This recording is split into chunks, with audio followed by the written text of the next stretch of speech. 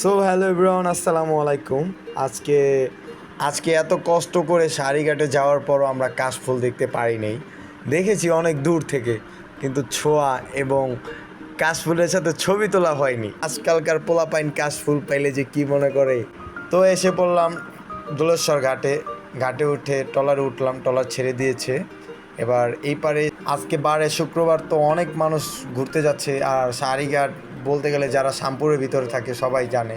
তো এখানে অটোও নেই, আমরা তো অটোতে করে যাবো, বাট অটোও নেই। কি অবস্থা, অটোও নেই একটা।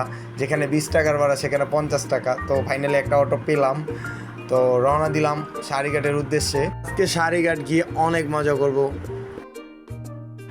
আমার এই সাইডটা আসলে আইনথারির পাশে আসলে খুবই ভালো লাগে, কারণ এই জায়গার ওয়েদারটা অনেক সুন্দর আর এলাকাটা অনেক সুন্দর। মানে যখন আমি অটোতে, আমি তো সামনে ছিলাম, ব্যাক সাইডে আমার ওয়াইফ ভিডিও করতেছে, আমার কাছে খুবই ভালো লাগে এই জায়গা। তো ফাইনালি আমরা সারিঘাট ঢুকে গিয়েছি, বাট এত পরিমাণে জ্যাম বলার বাইরে। আমরা তো ভাবতেই পারি না যে আজকে শুক্রবার এত পরিমাণে জ্যাম হবে।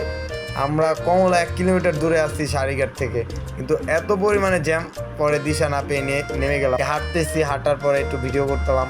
এখন ঘাটের ভিতর দিয়ে ঢুকবো, যে ঢোকার মতো কোনো পরিস্থিতি পাচ্ছি না, এত পরিমাণে মানুষ। আর মানুষ তো আছে ভাই, একটা জিনিস বোঝা উচিত, যেখানে মানুষ হাঁটতে পারে না সেখানে বাইক নিয়ে কেন যাচ্ছে?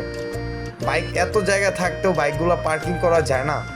তো মানুষ কষ্ট করে ঢুকতে পারতেছে না, এত দূর থেকে মানুষ আসতেছে, তো একটা মানুষ ঠিকমতো ওইখানে যাইতে পারতেছে না। অনেকক্ষণ চেষ্টা করার, প্রায় দীর্ঘ আধা ঘন্টার উপরে ছিলাম এখানে হারানো, যে একটু আগে বাড়ানো যায় কিনা, একটু ঘুরে আসা যায় কিনা, কিন্তু যেতে পারলাম। আর কোনো অনেকক্ষণ ধরে খাড়িয়েছি, দেখছেন একটা মানুষ লড়াচড়ার কোনো ওয়ে আছে নাই। তো আজকে খুবই খারাপ লাগছে। এই দিকটা আমি গরমে মনে করো ভিজে একদম শেষ। কত মানুষ, এই তো দেখতে পারতেছেন লাখ লাখ মানুষ সারিঘাটে জাস্ট একটু কাশফুল দেখার জন্য আসছে।